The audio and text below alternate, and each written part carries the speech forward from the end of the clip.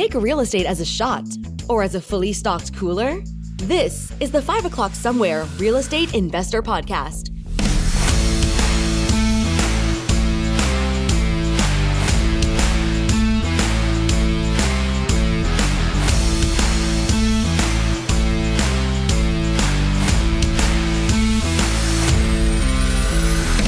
We're bringing common sense back to real estate investment. So crack open your beverage of choice, sit back and relax, and allow us to learn you a thing or two.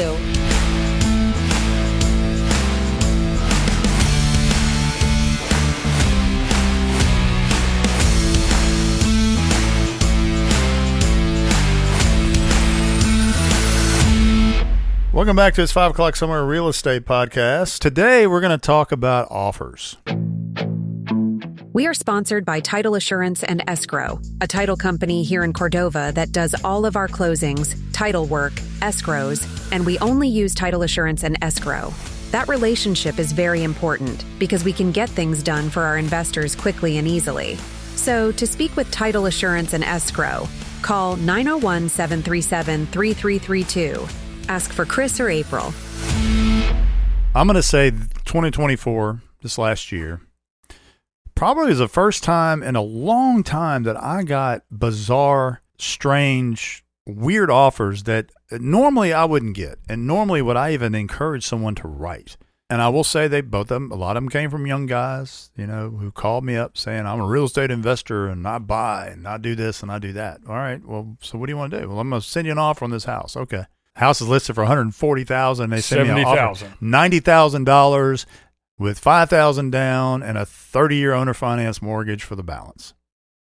I'm always nice, and I just say, look, this house is completely rehabbed. Really? Just go with it. Go with it, Nick. Go with it. I'm nice and say, listen, the house is completely rehabbed with a tenant paying $1,400 a month. The seller's not going to sell this house for $90,000. Number two, he's not going to carry the note for you. He's selling it for a reason.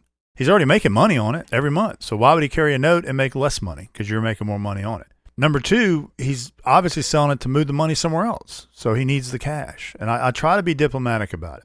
Those are the kind of idiotic offers I got this year. I apologize to any of you that are listening that maybe have sent me an offer. I'm not calling you an idiot, but come on. I mean, we're going to talk about why that is a dumb way to approach a sale, especially in the Memphis market. Well, I think a lot of that is just people simply throwing enough stuff on the wall, hoping that something's going to stick. I got a handful of those too that were 50% of the list price, trying to get the owner to carry the note. And I had a lot of those same conversations, probably a little more diplomatic than you did, but nonetheless, I got a bunch of that as well. Well, what are you investing? Nothing. You're asking everyone else to carry the note for you so you can make the money. Mm-hmm. And I don't understand why that is. Jeff, what about you? I'm on the opposite side of things. I'll go look at a house for $90,000 that needs $50,000 worth of work, and they want $100,000 for it. So I'm the lowball offer guy. It needs $50,000 worth of work. They want $100,000 for it. I'll offer them $50,000 for it, and then they look at me like I'm an idiot.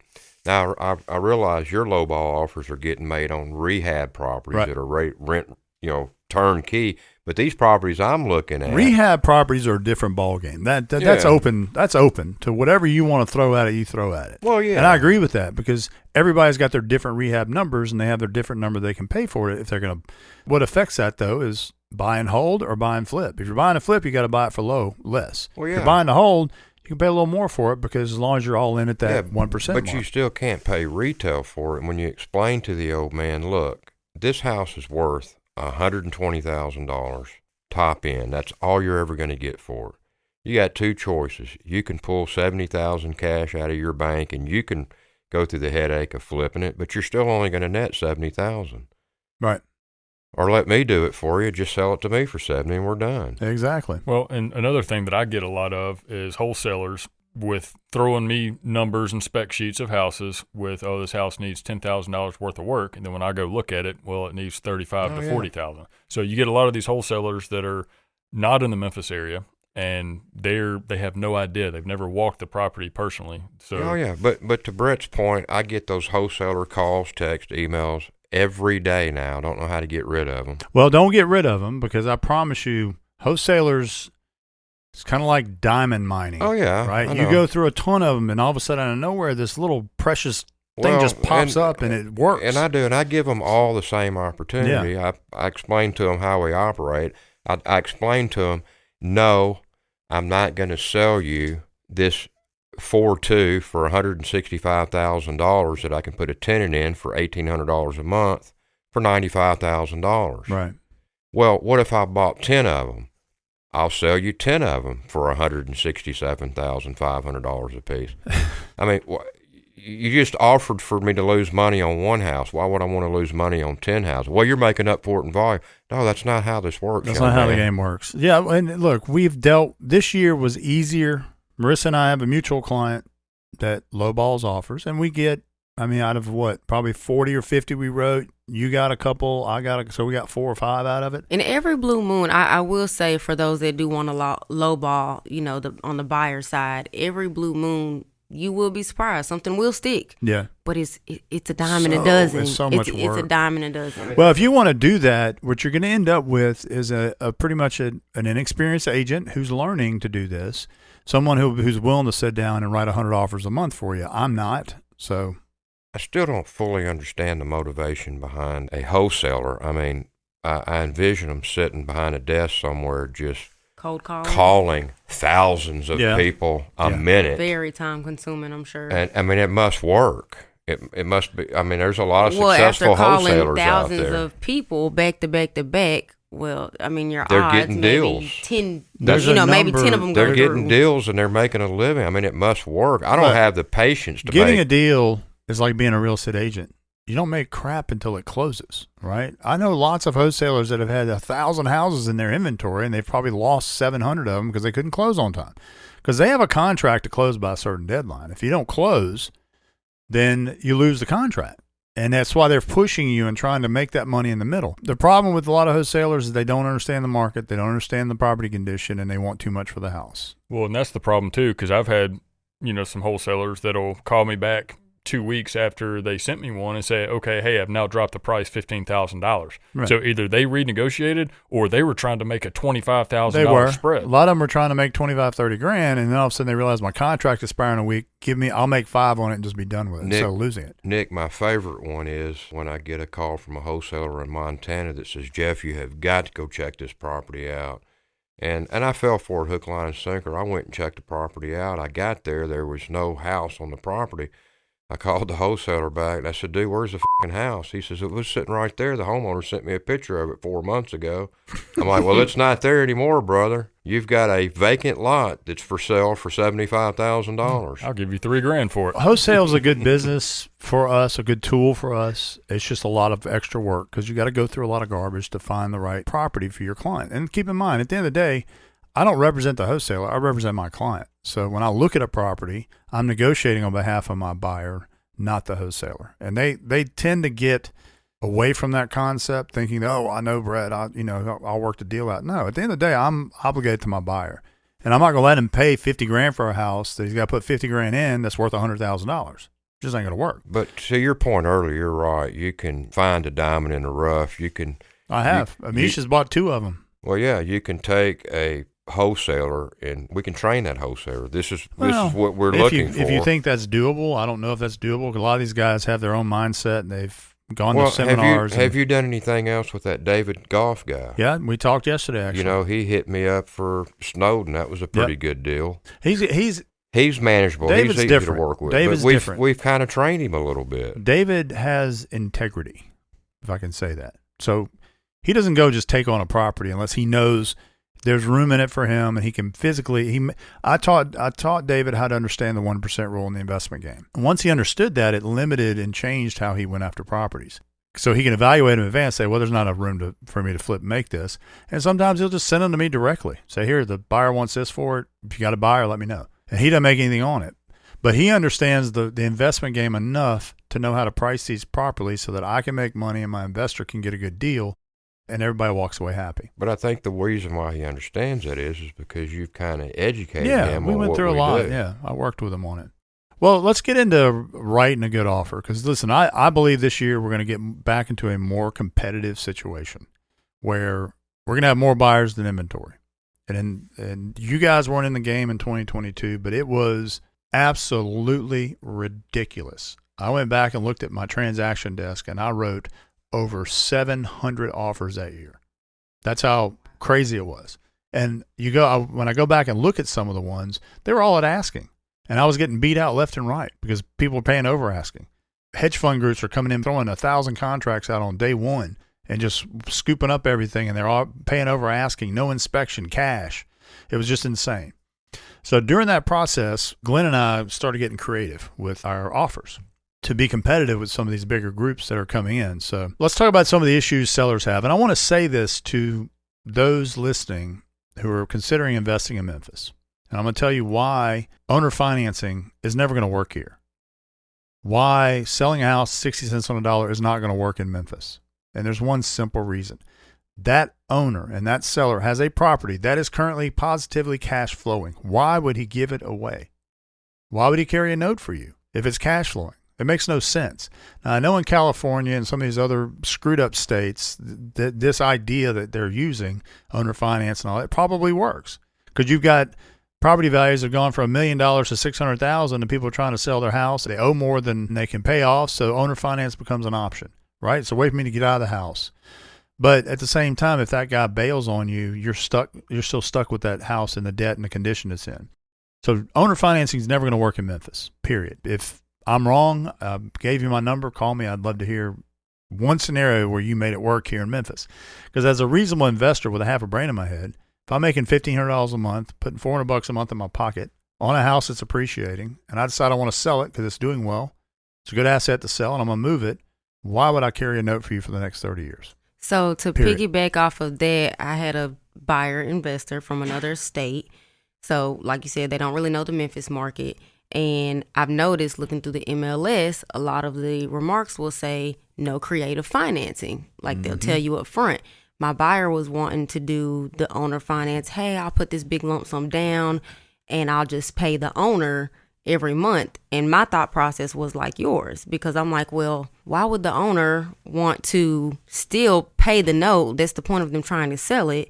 If that's the case, they might as well just put a tenant in there and have the tenant pay the note versus having another. Well, they use the cash flow concept. Well, they'll get cash flow every month from me. But then they got to pay the bank. Mm-hmm. Like they and still you're have to do offering that him step. less payment. You're getting all the rent, and you're going to give him less money than he's currently collecting, and he's still going to have to turn around and pay the note. I'm like, It's still an extra step explain to for me the why owner. that makes sense to anybody. I'm with Marissa. If I've got a 3,200 square foot house with an $1,100 mortgage payment and I can rent it out for $2,200 a month, I'm gonna put a tenant in it. Yeah. Make But- $1,000 a month. Right. Now, of course, every seller has different circumstances. You know, some are desperate to sell. Some may be moving or family issues or whatever the case is. They don't want to, keep carrying the note, pay it. Like, just stick a tenant in there, let the tenant pay it versus someone trying to buy it and you're just paying the owner. I mean, because the owner's not really getting nothing out of it at that point. One thing you did mention that you maybe should expand on, Memphis is an entirely different market. For people who don't know, what is Memphis and why is it different? That is a great question, Dick. I appreciate that. Sorry, I'm just having fun today. All right, let's do it. All right, I agree. I appreciate that, Richard, seriously, because the reason why Memphis is not a market for this is because we have 760,000 people inside city limits. And out of that 760,000 of them, over 300,000 of them rent. So what does that tell you? Well, that's a great place to buy rental property because there's always a ton of renters there. Number two, you can still buy a rental property for $100,000. The rent's for $1,300 a month. So the cash flow is great. The appreciation's good. Because we have a hot rental market, values continue to grow every single year. So when you're in a market like that, why would you even consider putting yourself in a position where you have a kid out of California who's 26 years old, who's now responsible for paying a note to you for a balance of $110,000 at whatever cent interest rate, but you still got to pay your mortgage. He takes over the property. He lives in California. Tenant doesn't pay for 3 months. What is he going to do? He's not paying you. Now what? You got to foreclose on him because you did a finance mortgage with him. Now you're in a position where you've got a house that a tenant's not paying. Possibly the house is getting damaged. Someone else who's responsible to you in California with a mortgage who you now have to foreclose on. which could take God knows how long. That's not to mention if they don't go and file in Shelby County with those documents. If they file those documents, then they would force a foreclosure. You couldn't just kill the contract. I'm sure there's some desperate investors, maybe some people get in some financial trouble. I've had a couple investors this year got in some trouble, and I was able to bail them out through liquidating some of their assets for them. But owner finance was never on the table for them because they realized the dangers of that. Now, I'm not saying if you're coming into this market and you're a new investor and you want to learn how to be in this game and become an investor, I'm not saying don't throw stuff at the wall and see what sticks. Go after everything that comes your way. I encourage you to do that. But just understand when you do it, why people have the attitude they do. Because the Memphis market, the seller doesn't need to owner finance, and that's just plain and simple. I would encourage you to call 901-692-7401. Let me put you with one of our team members and actually help you build a portfolio without you having to beg, borrow, and steal from people that currently own properties, current investors that own property. Does that answer your question, Richard? Yeah. I guess. Okay. So let's talk about how to write a good. So we've all gotten owner finance contracts, lowball offers. I've had all kind of weird stuff. I've had someone wanting to do a reverse mortgage with a current property owner, which is basically the same thing as financing it. I'll go ahead and buy the house, but I'm gonna pay you over time, but I'm gonna do a reverse mortgage based on what you owe and your equity you have. So I'm gonna take over your note and then pay you so much a month for the $30,000 equity you have in the property. I've gotten all that weird stuff. None of it worked. I mean, I wouldn't even bring it to my client. I would send it to him and we'd have a good laugh about it, and that'd be the end of it. So let's talk about how to write a good offer, because we're gonna get in a competitive business. This year's gonna be very competitive, and I want to make sure everybody's aware of one part of the contract that we're going to discuss, and it's line 329 on the purchase sale agreement. Everybody know what that is? This is very important for y'all to understand this.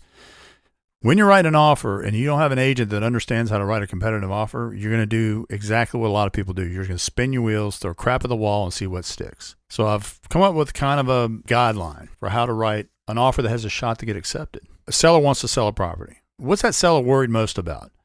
They're worried about the uncertainty that a deal will close once they get a contract. They're worried about repairs. Are they going to come back and want repairs? How long is it going to take to close this? Am I waiting 2 months to get paid? Am I have to keep paying my payment, my insurance until it does close? Is this buyer even qualified? Cost of selling to me as a seller. What's my cost? How much money is it going to cost me to sell this house? And getting the price they want, that's usually the biggest one, is I'm listing it for $150,000. Am I going to get $150,000? So those are things that give sellers pause when they get involved. Now, if you get a good real estate agent to help you sell or buy, you shouldn't have these worries, because that agent is smart enough and has enough experience to guide you and be honest with you up front. I give my clients average net numbers on every deal we do. Based on all the costs and this, that, and the other, here's what your net should be when we close. This is what you should have wired to your bank account, give or take a couple $1,000s. I do that to put their mind at ease. So when making an offer, my opinion, and Glenn and I did this a lot, is how many offers do you think if you offer $20,000 under asking or $15,000 under asking are going to get accepted? Even if you know it needs $15,000 worth of work, how many are going to get accepted? In a competitive market, when the guy's just getting offer after offer. In a Zero. competitive market, none. So trick number one is you write it for full price offer. And when your investor says, well, wait a minute, I know it needs $10,000, at least $10,000. Well, fine. But we don't know that for sure. It may need $20,000 worth of work. So what difference does it make? Write it for full price, get the offer accepted, go do your inspection, get Nick to do a bit on the work. It needs $12,000 worth of work. Great. Go back to the seller and say, here's the deal. It needs $12,000 worth of work. I got to be all in at $100,000 because it rents for $1,000 a month. I got to hit 1%. Now, why does that work versus just throwing him an offer for $89,000? You have some hard evidence there. He's got a bird in hand, right? Because then he's now going to realize, he's going to see the bid, see the inspection report, and realize, well, if I tell this guy to go piss up a rope, I'm going to go back to market, get another buyer, or go to one of my other fallback contracts, and now wait again for them to do their inspection and probably come up with the same solution and ask me for the same thing. So I might as well go ahead and make this one work. And your chances of moving that forward is much greater than just throwing this guy an $87,000 offer. I'd say your chances increase by about 90%. Correct. Because that guy's probably already had 4 of those lowball offers before you presented your offer to him. That's right. So I encourage people to make a full price offer, even if you know it needs work. Or if you know it needs $10,000 worth of work, instead of 100, offer him 97. Yeah, but you Give got them something reasonable to accept your offer you with. got to explain to these new young guys though that you're not paying full price for the house. This is just an offer contingent right. upon an inspection. That's right. And that contingency is so important. So number 1, full price offer. Number 2, don't do 10, 14-day inspection contingencies because that stresses the seller out. They're like, oh, crap, they're going to tie my house up for half a month before they let me know if they're going to move forward or not. Here's what I encourage you to do. Line 329 on a contract. Now, I'm going to read it for you. And I use this 9 times out of 10. It says, buyer waives the option to request items to be repaired and or replaced under D3 above, and there shall be no resolution period. But buyer retains the right to perform inspections in a timely fashion, furnish seller with a list of written objections, and immediately either terminate the agreement or accept the property as is. If you go in with a full price offer, you don't want to do that. Or you can. It doesn't matter. If you go in there and say it needs 10 grand worth of work, you go back to the seller and say, look, I can only give you 90 now. It needs 10 grand worth of work. I didn't know that. So the seller's not going to walk away simply because you didn't have a contingency in there for inspection. But what that does is it protects the earnest money, gives you the right to inspect, and then walk away. But why does anybody walk away? As soon as you say I'm out, the seller's going to be like, well, what do you want? Well, I need 10 grand less. Oh, okay. Well, let's work it out. And most times the seller doesn't want to start the process back over, especially if they're already like 2 weeks in, because they're wanting to hurry up and get their money. Right. So put 0 in your inspection contingency and then check that box, which says I'm taking the property as is, but I'm still going to do an inspection. And when I do my inspection, I'm still going to notify you whether I'm proceeding forward or not. Period. Yep. Keeping that inspection. And as soon as you say I'm out because it needs 10 grand worth of work, the seller's going to be like, okay, well, let's work this out. What do you need? Yeah, I want to lower the price. Great, let's do it. I feel like keeping that inspection period is very important because, like you said, you can either back out, legally, or that'll give you the room to at least open the door for negotiations. Absolutely. As long as you can open the door for negotiations, you still got 1 foot in. In the investment game, inspections are for negotiation purposes, nothing more. When somebody puts an offer on a house, they know what they're buying, right? They know they're buying a rental property. They know there's going to be some problems with it. It's a negotiation tool. So if you just mark that point and put no contingency for inspection, but this gives you the right to inspect and object and walk away, which protects their earnest money, you've just sweetened that because they're looking at, oh, wow, so there's really no inspection contingency. Well, there is really, but to them, there's not. So you've taken that out. So not only have you given them asking, now you've made the inspection process way smoother in their head. There's another trick that Glenn and I use a lot of. It's called an escalation clause. Everybody's used those? Okay. So an escalation clause is pretty simple. Let's say you got a house in Midtown that you know is going to go fast, or a house that is priced $80,000 that's worth $125,000 and needs 15, 20 grand worth of work. You know that's going to go fast. So what do? The guy's asking 80. You say, we'll give you 80,000. And then your special steps, you say, here's an escalation clause. We'll go up to 90,000. We'll go up to $1,000 over the highest bid you receive up to $90,000, which tells that buyer, okay, well, I got one for 87, so this guy's going to give me 88. Oh, I just got one for 88. Brett's going to give me 89. All the way up to 90,000 because I've done my work and realized this house has got plenty of room in it regardless. So I'll put an escalation clause in there to allow my offer to continuously go up to beat the last offer that just came in up to 90,000. So use that. It's very important. Have you used one of those before? Personal stuff I have, yes. Yeah. It's a great tool to use. All right. Closing date. If you get an offer from somebody and the closing date's 45 days out, what's your first response? No. We got to shorten that up to at least 30. 45 days for things to go wrong. Exactly. And to delay this process. The longer your closing date sets out, the more stressed that seller is about this deal falling apart. So the faster you can close, the better. So you tell your client when you're buying and you're writing an offer, get pre-approved in advance. And you ask your lender, if I get you a contract today and you've got all my documents today, how soon can you close? 3 weeks? Great. And you make that closing date as short as possible. Because here's why. If we come up on a closing date and bank's not ready to close, they need another week, and I call the agent on the seller's side and say, look, I need another week. The bank's not ready. What are they going to do? Okay. Sign an extension. How many times are they going to sign an extension? Well, a mutual client we got 4. You'll be surprised. 4 extensions over a month and a half. So my point is, if you put it 3 weeks out, that's a sweet spot. If you go 30 days, it gets a little shaky. You go beyond 30, your offer becomes the bottom of the pile. Well, that seller is already thinking, well, this person's not that serious. If they Right. don't already have their ducks in a row, Correct. there's going to be a lot of room for error. Or I got to make another payment in 30 days. This other guy offered me $2,000 less than what Brett offered me, so I might as well take this one. He can close in 2 weeks. What are you I'm going to saying? pay $1,000 note anyway. It's one half dozen the other. Are you saying strategically shorten Yes. the closing date, Yep. knowing that you're probably going to ask Absolutely. for an extension? Yep. Okay. And when a bank sees that closing date, some lenders actually, most of them don't, but some lenders actually pay attention to that. Like, oh, crap, we got a week. We got to get this thing closed, and they get on the ball.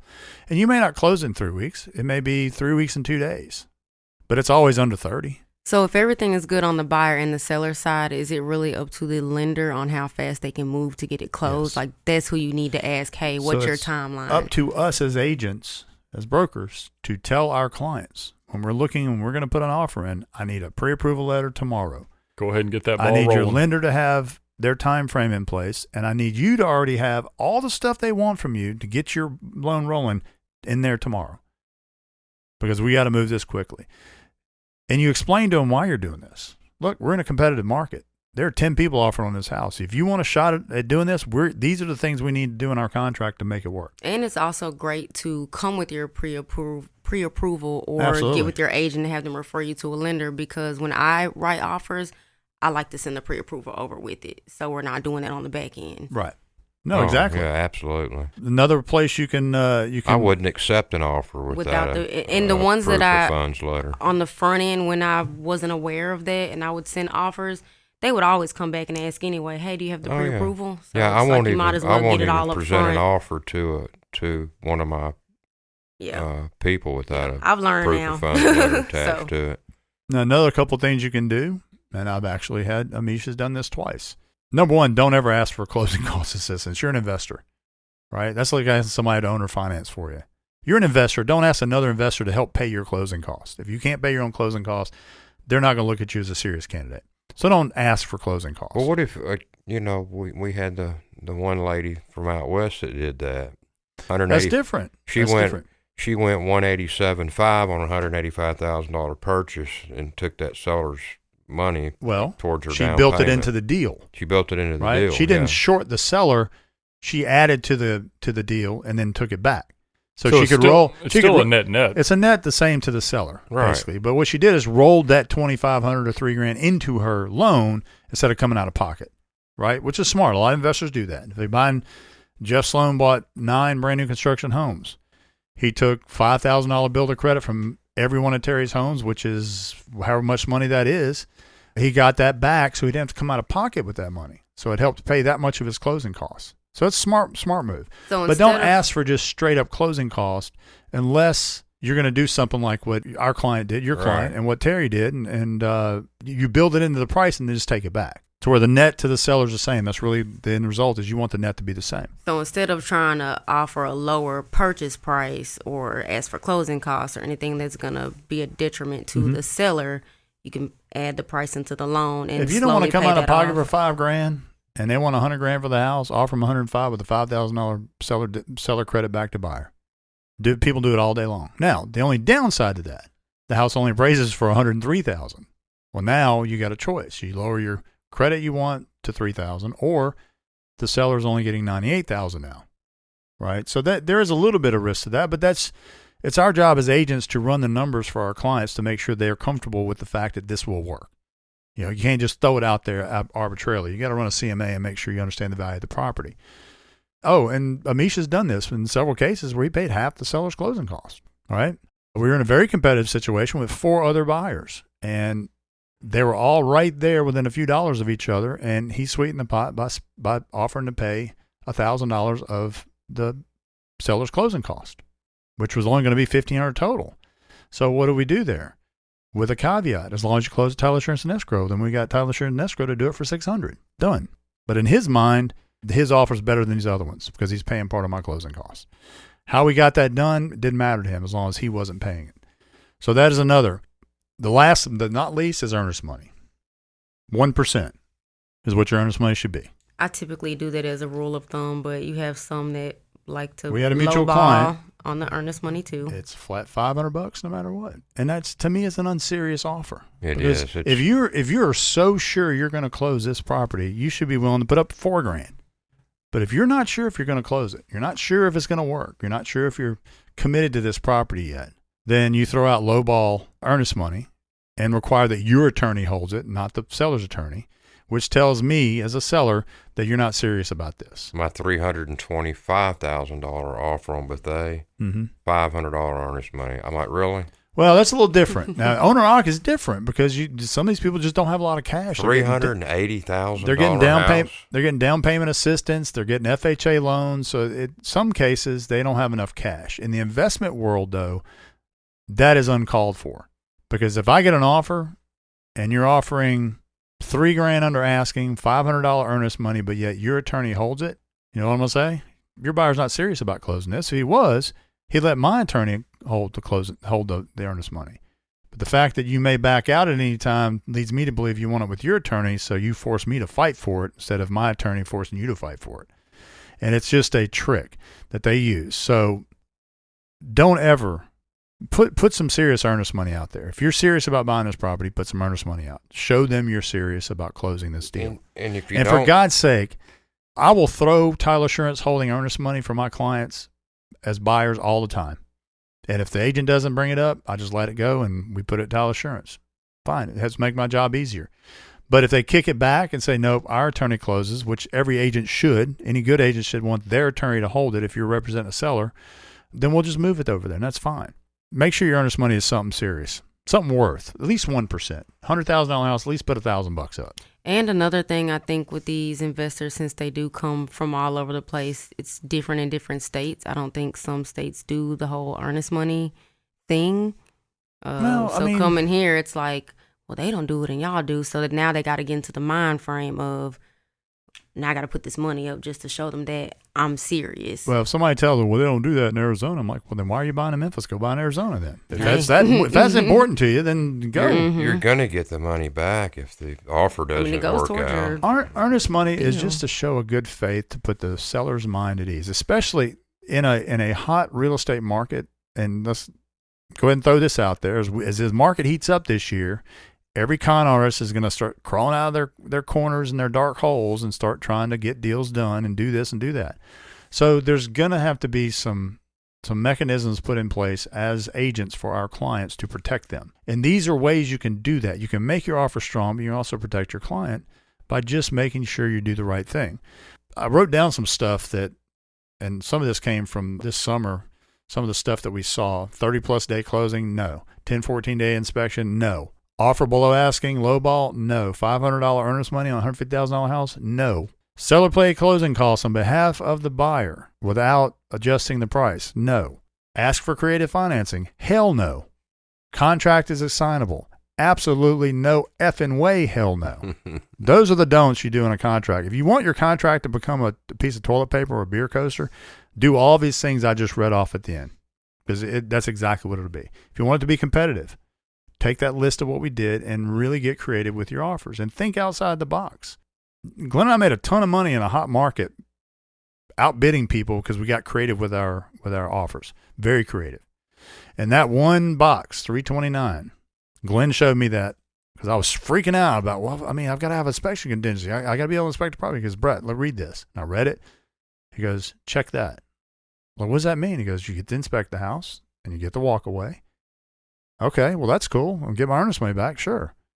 But what if I want to negotiate? I can't negotiate. He goes, you think the seller's going to let you walk away if you give him proof that it needs $8,000 worth of work? No. Send him the report, send him a bid, and I guarantee you it just started working for me. And I sold a lot of property that way. So I just want y'all to be prepared for this year because I believe this, that we're going to have a banner year. We're going to get busy. We're going to have a lot of business coming in, and I want us to be prepared to be competitive against some of these guys in town that already know how to do this and know how to do it well. All right. Well, thanks for listening.